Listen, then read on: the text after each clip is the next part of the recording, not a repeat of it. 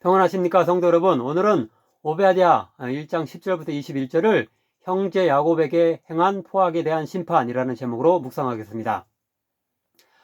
어제 오바댜 1장 전반부에서는 에레미야 49장과 마찬가지로 이방 열국과 비슷하게 에돔에 대해서도 하나님을 믿지 않고 교만함 가운데 있다는 일반적 이유로 심판을 예고한다면, 오늘 본문에서는 에돔이 형제국인 야곱의 후손 이스라엘에게 포악한 행동을 했다라는 특정한 이유를 꼭 집어서 강조하며 그들에 대한 심판을 선언합니다. 바로 이 에돔의 이스라엘에 대한 배신 행위를 다시 한번 강력하게 규탄하고 정죄하기 위해서 에레미야 49장과 별개로 그것을 약간 수정하여 오바댜서가 쓰여졌다고 말할 수 있습니다. 먼저 첫 구절인 10절부터 14절이 이스라엘의 수도 예루살렘이 바벨론에 함락되던 때에 에돔이 바벨론에 협력하며 형제국 이스라엘을 배신한 사건을 지적하면서 큰 분노를 표출하고 있습니다. 우선 예루살렘이 함락되던 날을 그 표현을 약간씩 달리하는 가운데 매우 여러 차례 반복적으로 거명하며 그날이 이스라엘의 역사에 있어서 가장 비통한 때의 하나였음을 상기시키고, 더욱이 그날에 형제국 에돔이 이스라엘을 돕기는커녕 방관하는 태도를 보였고, 나중에는 오히려 바벨론에 협조하여서 이스라엘을 몰락시키는 비정하고 포악한 행동을 했다라고 고발합니다. 즉 11절에는 내가 멀리 섰던 날, 그리고 외국인이 그의 성문에 들어가서 예루살렘을 얻기 위하여 제비 뽑던 날, 그리고 12절에는 형제의 날과 재앙의 날, 유다 자손이 패망하는 날, 고난의 날이라는 표현이 나오고요. 또한 13절에는 환난을 당하는 날이 두 번 반복되고 14절에는 고난의 날이 다시 나옵니다. 바벨론에 의해서 예루살렘이 멸망한 날이 이스라엘 백성에게는 크나큰 상처로 남아 있었는데요. 바벨론에 끌려간 한 사람에 의해 쓰여진 시편 137편 1절과 7절은 다음과 같이 말합니다. 우리가 바벨론의 여러 강변 거리에 앉아서 시온을 기억하며 울어도다. 여호와여, 예루살렘이 멸망하던 날을 기억하시고 에돔 자손을 치소서. 그들의 말이 헐어버리라 그 기초까지 헐어버리라 하였나이다. 에돔은 에서의 자손으로서 에서의 쌍둥이 형제인 야곱의 자손인 이스라엘의 가장 가까운 형제 국가이자 가장 이웃 국가였는데요. 이스라엘이 강대국 바벨론에 의해서 침략을 받자 이스라엘을 돕기는커녕 방관했고, 오히려 그들이 망하길 바라고 기뻐했고, 나중에는 이스라엘을 몰락시키는 일에 있어 바벨론에 협력하기까지 한 것인데요. 그들이 바벨론에 협력하면서 이익을 추구하는 것은 13절 끝부분에서 이렇게 묘사됩니다. 환난을 당하는 날에 내가 그 재물에 손을 대지 않을 것이며 내 거리에 서서 그 도망하는 자를 막지 않을 것이며 고난의 날에 그 남은 자를 원수에게 넘기지 않을 것이니라. 이에 대해 큰 상처를 받은 이스라엘은 에돔에 대한 적대감을 가지고 있었고요. 오바댜서가 특별히 그 적대감과 분노를 표현하면서 하나님의 심판을 선언하고 있는 것입니다.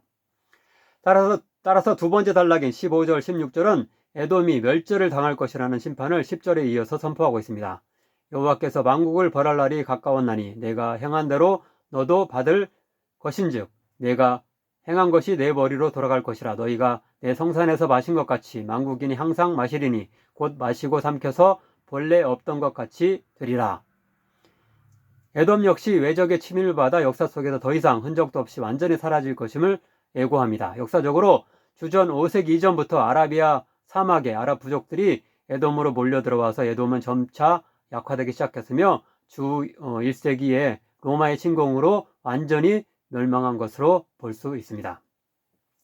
마지막으로 17절부터 21절은 하나님이 종말에 만국을 심판하실 날에 이스라엘은 다시 회복되며 영토를 확장하며 강성해질 것인 반면에 에돔은 이스라엘에 의해서 보복을 당할 것이라고 말씀합니다.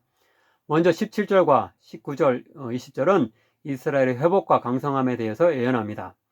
오직 시온산에서 피할 자가 있으리니 그 산이 거룩할 것이요 야곱 족속은 자기 기업을 누릴 것이며 그들이 네겝과 에서의 산과 평지와 블레셋을 얻을 것이요 또 그들이 에브라임의 들과 사마리아의 들을 얻을 것이며 베냐민은 길르앗을 얻을 것이며 사로잡혔던 이스라엘의 많은 자손은 가나안 사람에게 속한 이 땅을 사르밧까지 얻을 것이며 예루살렘에서 사로잡혔던 자들 곧 스바랏에 있는 자들은 네겝의 성읍들을 얻을 것이니라.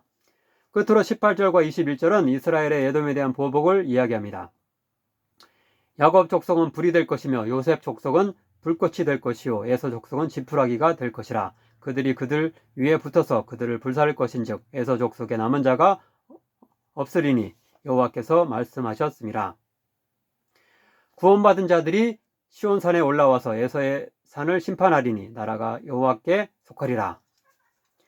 역사적으로 이 보복 예언은 마카비 혁명이 성공한 주전 2세기 중반에 일정 정도 실현된 것으로 보이는데요. 즉 마카비 3서 5장 3절을 보면은 마카비 혁명군을 공격한 에돔 족속이 그들에 의해서 정복된 것을 알 수 있습니다.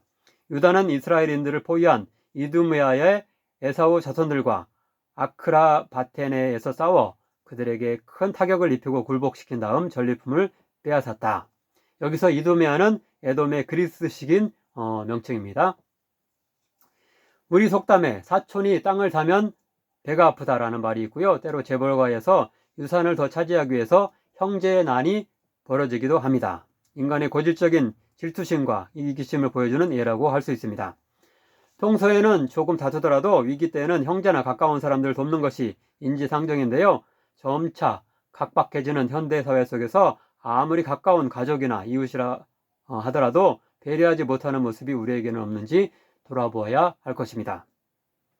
진화론적인 약육강식의 문화가 점차 힘을 얻어서 강한 자만 살아남고 어떻게든 강한 자에게 협력하고 붙어 있어야 생존할 수 있다는 포악하고 비정한 생각에서 벗어나야 할 것입니다. 예를 들어 요즘 동네 작은 편의점들도 점점 대기업의 체인점들이 잠식해 나가고 있는데요. 규모의 경제를 통해서 더 효율적인 경영을 할 수 있는 것이 아니라 오히려 소상공인들을 전부 일부 대기업에 종속시키고 독과점을 형성하여서 결국 소비자 전체에게도 피해가 가는 것 아닌지 숙고해 볼 수 있습니다. 아무쪼록 우리 사회가 더 크고 강한 일부 집단에 의존하고 편중되는 것에서 이렇게 벗어나서 약자와 서민들끼리 똘똘 뭉쳐서 더 큰 자율성과 독립성을 누릴 수 있게 되기를 간절히 바랍니다. 기도하겠습니다. 사랑의 하나님, 형제국 이스라엘의 멸망을 기뻐하고 오히려 원수에게 협력하며 이익을 탐한 에돔의 심판에 대해 알게 하시니 감사드립니다. 강하고 큰 것을 선망하고 추구하는 가운데 평범한 형제나 이웃을 등한시하며 때로 배신하는 우리의 모습을 돌아봅니다. 우리 사회와 교회가 진화론의 약육강식의 문화에서 벗어나 가장 약한 자의 생존과 자유를 보장하는 성경적 진리로 돌이킬 수 있도록 도와주옵소서. 예수님의 이름으로 기도하옵나이다. 아멘.